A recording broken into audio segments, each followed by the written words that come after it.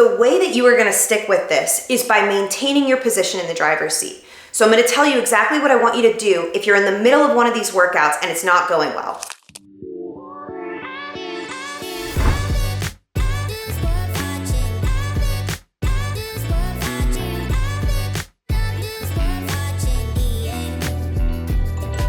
Hey guys, welcome back to the channel. I'm Holly if you're new, and today I give you part 2 in my series, How to Start Running When You're Overweight. We did a lot in part 1. I gave you guys different workouts to start implementing, ways to think about your progress, how to make it feel not too big, that you definitely feel confident to start at the very least. I've gotten good feedback, good comments from you guys. I know that you're getting the work done, which is awesome, which is why I want to bring this video in now, because we're going to make some changes. And I really wanted to stay dedicated to the fact that I'm not trying to make your life a 180 from what it already was. I know there are elements of your life that you want to keep, and you don't want to be so overwhelmed with a fitness journey that it feels like you can't sustain it. I'm keeping that in mind through this whole video, so just know I'm on your side there. We are going to go through the modifications to the workouts. I'm going to make things different, a little harder. We're going to work some strength in. Then we're going to talk about negative self-talk. I'm going to tell you guys exactly how I speak to myself in really low moments in workouts where it all feels like it's crashing down and it's not going to be worth it. I'm going to tell you how to do that. We're going to talk about how to minimize soreness and feel better in your body between workouts, and especially how to gain progress faster by paying attention to soreness and getting ahead of it. Lastly, we're going to hit just a couple things around your nutrition, your diet, and just overall managing your weight as it starts to come off, and how you can really work with your medical professionals. I'm not a doctor, just a reminder here. So this is not proper medical advice, but I want you guys to be working with those people that are already in your life to keep adjusting for all the gains you're making. I want you guys to be eating the right foods, the right amounts of food to keep you energized and satiated through your workouts, and I want everything to be moving with you as you make that progress. Let's jump right in. All right, let's talk about the workouts first. In month 1, I had you guys doing 4 sessions a week, 30 minutes each. That is staying the exact same. In session 1, from the first month, I wanted you guys to just do 3 rounds of a 9-minute easy walk, 1 minute stop, recover, catch your breath. 3 rounds of that, that was your first workout. In month 2, here's what I want you guys to do. You're gonna do a 2-minute very easy walk, a 2.5-minute power walk. Remember we talked about elbows driving back, nice, almost like a march in that power walk, hips driving forward into a 30-second jog. And I want you guys to do that for 6 rounds. So again, total being 30 minutes. I don't want you guys to feel like you can't stop and catch your breath through any of the adjustments we make today. They are gonna be more work for you. It's gonna be harder because we're matching the fact that you have now been consistent for at least a few weeks. You are into this routine of moving, and so we're gonna make it a little bit harder, but I don't want you to feel out of control. So in this example, 2-minute walk, that's feeling fine. 2.5-minute power walk, maybe you're 1.5 minutes in, you're feeling really tired. You know you have that jog coming up. What I would do is use the last minute or so of the power walk section, stop, catch your breath, leave the clock running, and then you're ready for that 30-second jog to finish out that 5-minute block. Hopefully that's making sense. This is the routine for session 1. Modify as you need, but also welcome the changes. I want you guys to stay open-minded. Yes, you can do these harder things, especially if you've been consistent up to now. Session 2 this month is going to be the same exact layout as month 1 was, where I had you guys doing a cardio portion. You're out there doing a walk, and then coming in month 1, you were coming in for stretching. In month 2, we're coming in for stretch and strength, but we're gonna have the same split, half and half. In the first part of this month, what I want you guys to do is a 5-minute easy walk into 3 rounds only of 1-minute jog into 1-minute easy walk, finishing with a 4-minute easy walk. I know that sounds more complicated, and God bless that commenter. One of you guys wrote in the comments all the details from part 1 video. That was great. I will either do that or I will ask them to do that again because it was fantastic. But reiterating, 5-minute easy walk, 3 rounds of 1 minute on, 1 minute off. So you got that jog and walk, and then finishing with a 4-minute easy walk. If it's too much to jog for a minute right now, we're not giving up, and I'm gonna talk more about this later in the video. You have control over what you're doing without giving up. You are not a failure for modifying. You are just more in control, making sure you're laying groundwork so that you can still feel excited to continue. We don't want to use the word failure ever.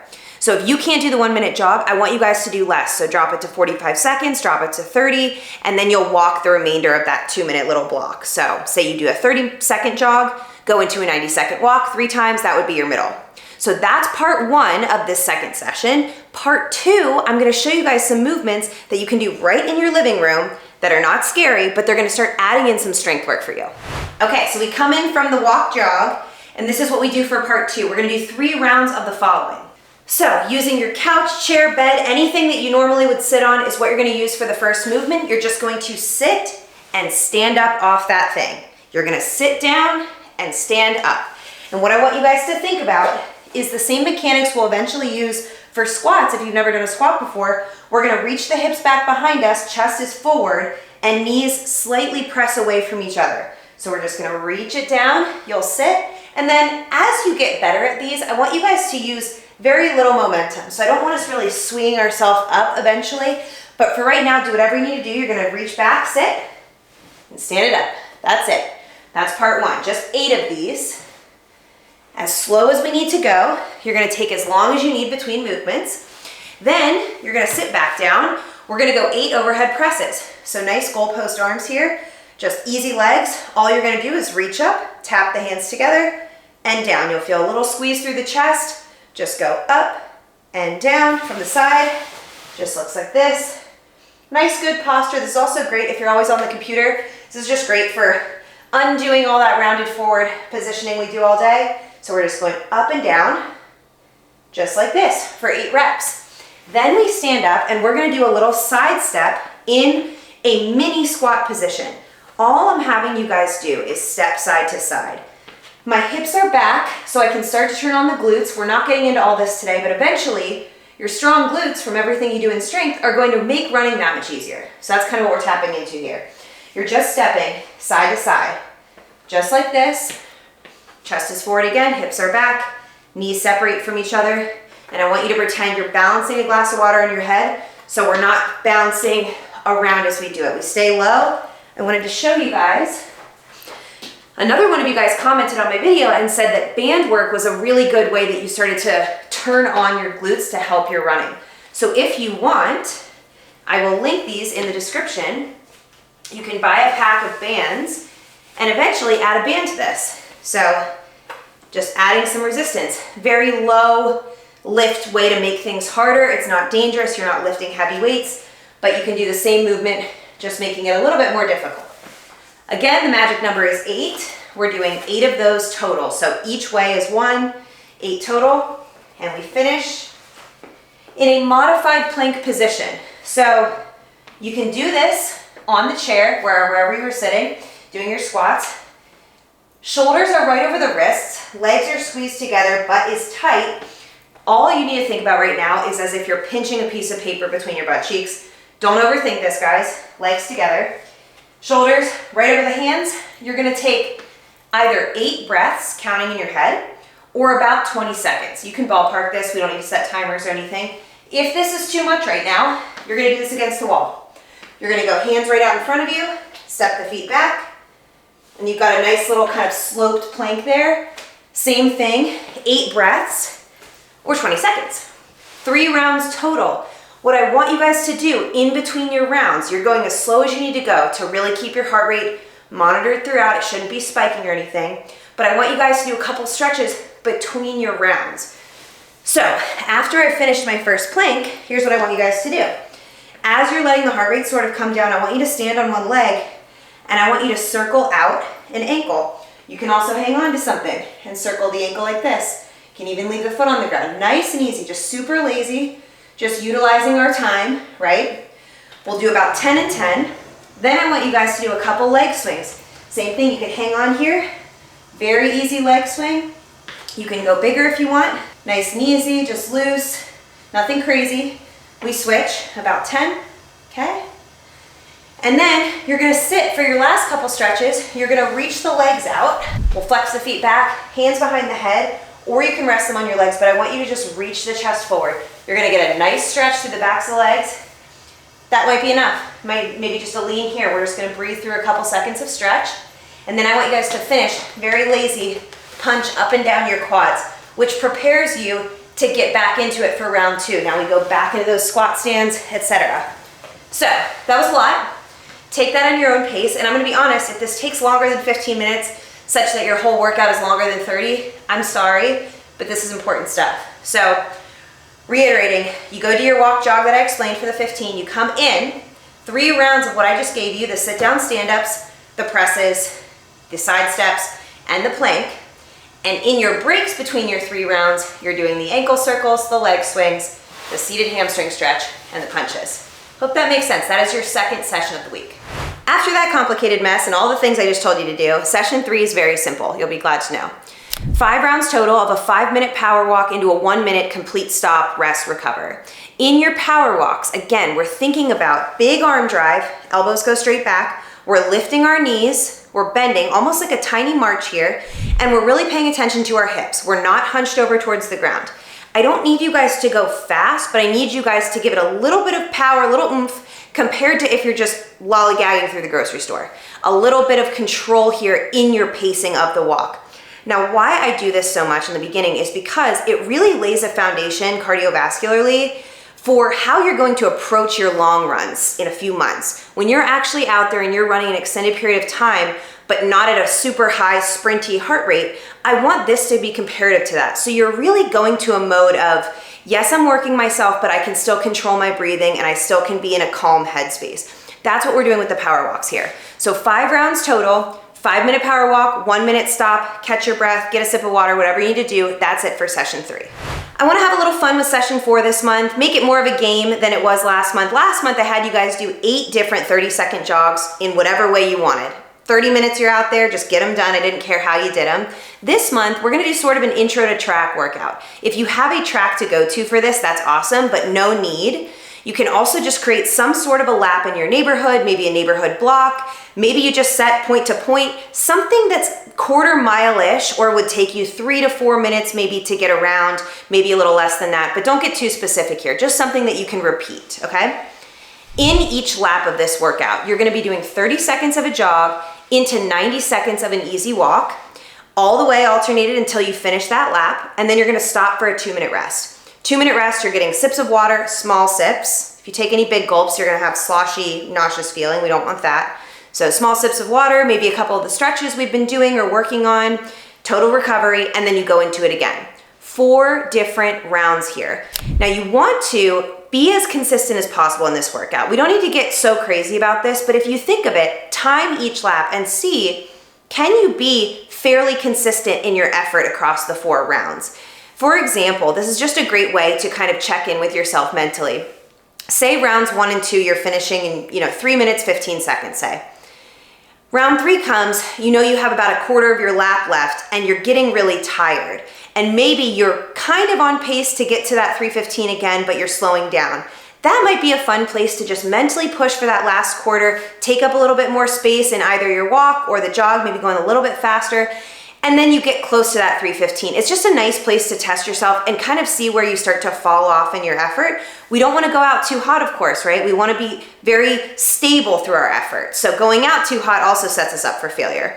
4 rounds total of that, guys. You're just on that 30-second jog, 90-second walk, alternated till you get all the way around, and repeat 4 times, and that is your 4th workout. Now I'm going to address what we're all thinking probably. These workouts are harder than the ones from month 1. Does this mean that we can't handle it? No, it doesn't. And I'm going to tell you guys right here how I speak to myself when the doubt starts to come in, things get difficult, I start to just feel like it's all too big to handle.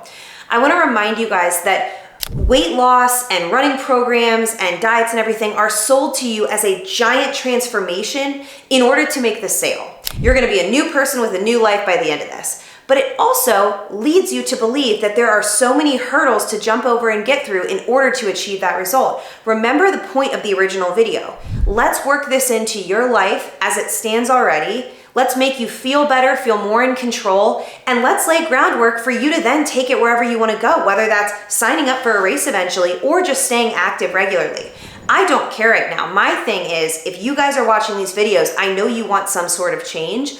It's going to be difficult. We talked about that. The only way you build resilience is through the challenge. But here's some really tangible things you can think about when you're out there and you're struggling. And I want to tell you, I've had a million moments where I have been hunched over crying in the blazing heat, wondering what the hell I do all this for and why I thought I could accomplish as much as I've gone for. In this moment right now, how many things can you list out that you've already done and accomplished, fitness or not, that you at one point thought you wouldn't ever be able to do, right? That always helps take the fear out of all of this. When it does feel too big to go for or accomplish, or you're just tired that day and just even taking one step out the door feels impossible, I want you to think about all the times you already got over a hurdle. That's a really good starting spot because that helps you see evidence of you already handling things. So start with that. Second thing, how to eat an elephant, one bite at a time. You don't need to go into even a Monday thinking that everything has to be nailed perfectly by Sunday. You don't have to kill every single workout.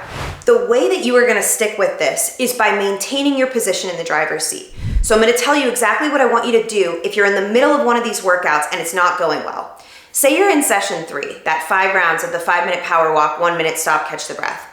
You're out there, say you've crushed session 1 and 2 actually, those went fine. And you're in session 3 and you're 3 minutes into round 1 and you are dying. You feel horrible.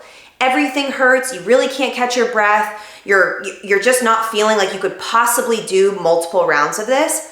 Instead of just saying, this isn't my day and going home, which is gonna now be filed away as a failure, what I would rather have you do is make a decision right there. Okay, let me give my best shot to round 1. I always think that's a good way to go if it's different rounds of something. Just give it your best shot for round 1 as it's written. But then for round 2, if really feeling terrible, you're really not feeling good, say, I'm gonna do a 2-minute power walk. I'm gonna stop for 2 full minutes or 3 full minutes and catch my breath. And I'm gonna complete the 5 rounds like that. I want you guys to make decisions and believe yourself when you make the decision and then follow through. The issue I have with cutting a workout short or just deciding it's not my day and I go home and whatever, I'll get them tomorrow, is that you now are comfortable not doing what you said you were gonna do. And I would way rather have you make a modification, which is not a weakness, it's just a way of still getting the structure of the workout done. I would way rather you have that happen than just, I can't even think about what I wanna do. You're just too fatigued to even make a decision and you just wanna throw that day away. That's how those days pile up and that's how you give up and that's how you never get where you wanna be. I hope I'm making sense here, guys, but I'd rather you have lower volume but keep the same structure of the workout because at least you can still complete 5 rounds of that. Even if it was 5 rounds of standing there, you're still standing. That's still better than sitting and eating chips, right? So I just want you guys to know that you're always in the driver's seat. That is the tough part of this in the beginning. It's meant to be challenging, but you really only have those days where you push through and really learn how much grit you have if you maintain enough days in a row of that, right? You're never gonna have those breakthrough moments if you constantly just throw it away every time it gets a little bit difficult when you weren't expecting it to. I'm very excited about this next topic. We're gonna talk about being sore. This is one of the biggest holdups for people in the beginning because it's really uncomfortable if you've never felt sore from a workout before. Your daily activities are suddenly feeling difficult and you're wondering if you're doing something to damage yourself and not actually help your health. So sitting down on the toilet, standing up is hurting, sitting up out of bed is hurting your abs. All those things start to be very weird feeling if you've never felt it before. And I can tell you, a lot of new athletes that I work with, a couple of weeks in, we're feeling fine. On week 3, something feels off and or they're tired and maybe don't want to keep going, losing a little bit of steam. The initial part was exciting, now it's getting a little stale. So those couple things in combination, they've now decided, a lot of people, hey, my knee doesn't feel great today, so I'm gonna take a few days off, and when it feels better and I don't feel any pain, I'll start it back up again. I really, really wanna point that out to you guys now because this is usually why people never make progress. It is very easy to assume that because you're now doing a new physical activity, that is responsible for hurting you, and if you continue doing that physical activity, you're gonna keep getting hurt and it's just not for you. But what also is not for you is feeling out of shape, out of breath, overweight, you don't fit in your clothes, you don't really have the joy or endorphins from physical activity. That wasn't working for you either. So I always remind everybody to get it back into perspective. We are in control. And the difference between injury and soreness is actually pretty obvious if you look closely. Soreness is gonna be usually the same on both sides. So for example, say you do your workout, say we do session 2, right? You've added some strength in. You do that, and then 2 mornings later you wake up, forgot you even did session 2 days ago, but you wake up and you get out of bed and getting up feels really difficult. Both legs burn and you really don't feel good. You certainly don't feel like you could go for session 3 today. that is your first sign that something is not how you felt like it would be. I don't even know how I'm saying this. You're not at 100% capacity, let's say that. So now you have to trust that that pain is part of your growth and forward progress and not actually something that's gonna lead to a worse position for your body. So it's easy to think that any discomfort or pain is actually gonna get worse if you go into the activity. It's actually the opposite, and I'm saying this for soreness, not injury. Something that is an injury is usually gonna be pinpointed to a specific event or a very specific amount of overuse or training hard when you weren't used to doing that before and the body couldn't keep up. So swelling to the area, bruising, limping just on one side, not on both sides. Definitely get things checked out by doctors. I am not one, as I remind you guys again. Soreness is gonna usually be on both sides. And you're gonna feel that you had worked in a way that you weren't used to working before. But what most people don't realize is actually moving through that soreness gets rid of it much sooner. Additionally, and this is why I bring all of this up, preparing the body to do the workout and cooling down properly from after the workout sets you up for the least amount of soreness day to day, and certainly for the most productive output in each of your workouts. So, this is a lot, I'm just screaming at you guys at this point, but I just wanna tell you that you are really in control of how your body's feeling. Yes, you're gonna feel different because you're doing different things, absolutely. Yes, you should get something checked out. If you rolled your ankle and you feel something was very off, heard something snap, go get that checked out. But as far as managing soreness throughout, this is part of the beginning. You can do a lot to make sure it's not debilitating though. I really recommend pulling from the stretches in month 1, pulling from the strength work and even the little stretches I gave you in month 2 to create mini warm-ups and cool downs for your other workouts. I didn't want to overload you guys with that, and I wanted to keep things manageable on the schedule, but it's really important to me that as we really get into this, you guys take that stuff seriously, because the more primed your body is to use those muscles, put the joints under the pressure, the more primed and warmed up it is to do that, the better it can take that impact. If you go out cold, the body's gonna feel that more. Thus, you'll be more sore. If you are short on time, I recommend doing your stretches in the shower. I always tell my clients this, get the water as hot as you can stand it, don't burn yourself, but as hot as you can stand it. Let the water run on your quads, let it run on your glutes, let it run on your calves. Do a couple of little ankle circles, hold on to the wall, maybe a little quad stretch. That can really help when you have some heat on that. A lot of people like sauna for this because it's a more comfortable atmosphere for stretching. But again, you are gonna be in your best body to go do the workout if you're taking care of it before and after every time you put yourself through the ringer. I wanna finish things off by reminding you guys you have so many resources when it comes to your health journey. Utilize your doctors, utilize your nutritionists, anyone helping you with meal planning, any videos you're watching. Make sure this is all part of the same big goal, big picture. As you start to lose that weight and get physically fit and you feel like you're a different person, make sure you're eating enough and the right foods to feel satiated and energized, recovering quickly. It all comes down to the same thing. We want to make sure that as you make gains and as you get better at running and better at physical fitness, you're matching that with everything else in your life that you put into your body. So you have control of that. Additionally, as you start to lose that weight and put your body through more and more workouts, anything that you're deficient in, you're gonna notice that and you wanna supplement that. So we really wanna protect our bones and our joints. We wanna make sure that everything is how we want it to be. There's so many good vitamins and minerals that we can take if our blood work shows that we're lacking in something, iron deficiency. Everything goes into feeling like you can rest well, you can recover in between workouts. I'm telling you, it's good to pay attention to this now because you'll build out a life that feels so different from the one you had 8 weeks ago. I'm really proud of you guys, seriously, for coming to part 2 and for continuing this journey with me. From here, you have so many places to go. Maybe now you just have an activity routine that you like. 4 sessions a week, this is how you wanna keep it. This is great. This is already such a difference from how you were living before. Maybe some of you guys are inspired to start to actually train for something, maybe your first 5K. Maybe you wanna go for a marathon one day. You are absolutely capable.